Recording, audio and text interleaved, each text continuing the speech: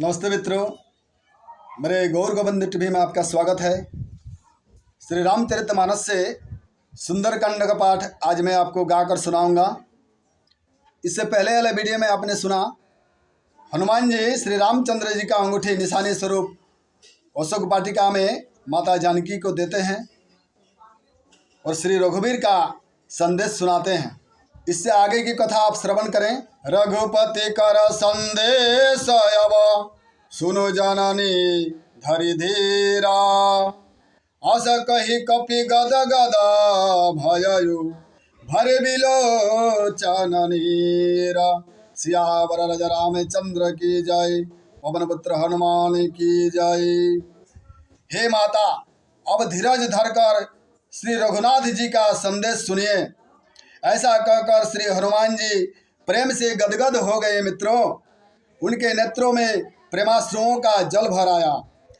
कहे राम वियोग तब सीता, मो कहूँ सकल भये विपरीता। नव तरु किसलय मनहु कृशानु, काल निशा सम निशिष शिभानु।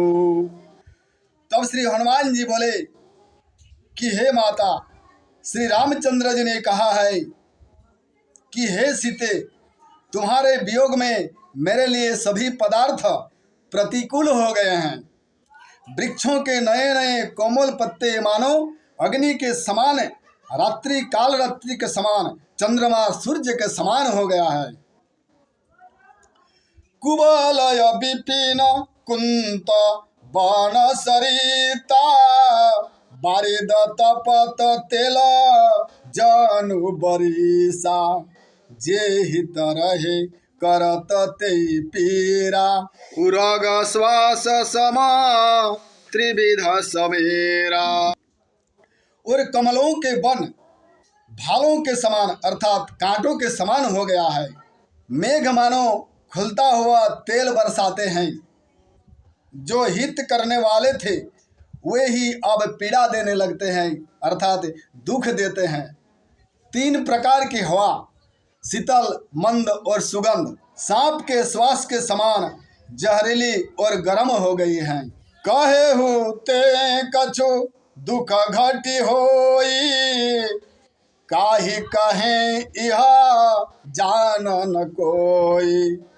तत् प्रेम कर ममयरु तोरा, जानत प्रिया एक मनु मोरा। मन का दुख कह डालने से भी कुछ घट जाता है, पर कहूँ किससे, यह दुख कोई जानता नहीं। हे प्रिय, मेरे और तेरे प्रेम का तत्व अर्थात रहस्य एक मेरा मन ही जानता है।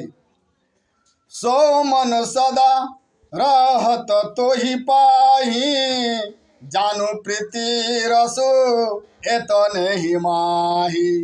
प्रभु संदेशो सुनत वैदेही, मगन प्रेम तना सुधि नहीं तेही। कह कपि हृदय धीर धरु माता, सुमिरो राम सेवक सुखदाता। उर आनहु रघुपति प्रभुताई, सुनि मम वचन तजहु कदराई। और वह मन सदा तेरे ही पास रहता है। श्री रामचंद्र जी कहते हैं, बस तेरे प्रेम का सार इतने में ही समझ ले। प्रभु का संदेश सुनते ही श्री जानकी जी प्रेम में मग्न हो गई। उन्हें शरीर की सूध बूध न रही। तब श्री हनुमान जी ने कहा, हे माता, हृदय में धैर्य धारण करो और सेवकों को सुख देने वाले श्री राम जी का शरण करो। श्री रघुनाथ जी की प्रभुता को हृदय में लाओ और मेरे वचन सुनकर कायरता छोड़ दो। निशिचर बाण पतंग सम, रघुपति बाण कृशानु। जननी हृदय धीर धरु, जरे निशाचर जानु। सियावर राजा रामचंद्र की जय, पवन पुत्र हनुमान की जय। तो हे माता, राक्षसों के समूह पतंगों के समान और श्री रघुनाथ जी के बाण अग्नि के समान है। हे माता, हृदय में धैर्य धारण करो और राक्षसों को जला ही समझो। जय रघुबीर होती सुधि पाई, करते नहीं विलंब रघुराई।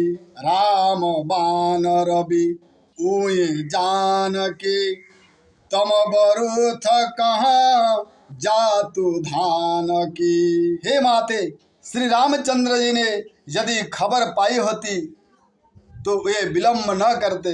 हे माता, रामबाण रूपी सूर्य के उदय होने पर राक्षसों की सेना रूपी अंधकार कहाँ रह सकता है। अब ही मातु मैं जाऊं लवाई, प्रभु आयसु नहीं राम दुहाई। कछुक दिवस जननी धरु धीरा, कपिन सहित आई रघुबीरा। तो हे माता, मैं आपको इसी समय यहाँ से ले जाता, परंतु श्री रामचंद्र जी का आदेश नहीं है। कुछ दिन और धीरज धरो, श्री रामचंद्र जी बानरों सहित यहाँ आएंगे।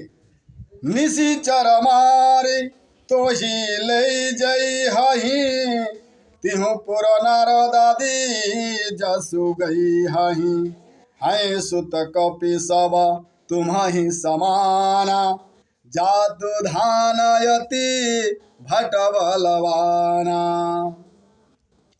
मोर हृदय परम संदेहा, सुनि कवि प्रगट किन्हि निज देहा।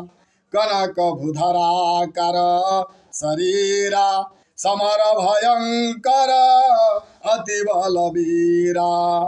तो श्री सीता जी ने कहा, हे पुत्र, सब बानर तुम्हारे ही समान नन्हे नन्हे से होंगे। राक्षस तो बड़े बलवान योद्धा है। तो मित्रों, माता सीता जी ने हनुमान को मच्छर के समान अर्थात छोटा शरीर देखा, इसलिए उन्होंने हनुमान जी से पूछा कि सब बंदर तुम्हारे ही जैसे छोटे छोटे होंगे। यह सुनकर हनुमान जी ने अपना शरीर प्रकट किया।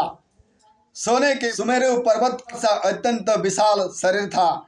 यह युद्ध में शत्रुओं के हृदय में भय उत्पन्न करने वाला अत्यंत बलवान और वीर था।